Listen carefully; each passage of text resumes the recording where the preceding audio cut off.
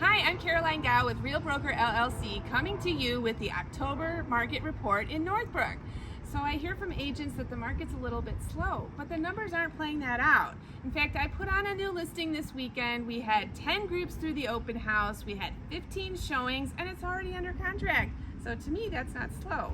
Our average sales price in Northbrook is $630,000. That's up 6% over this time last year.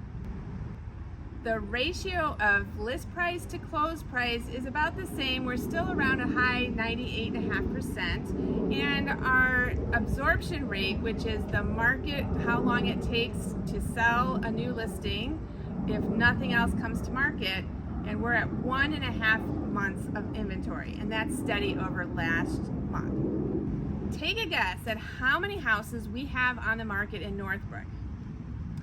Only 88.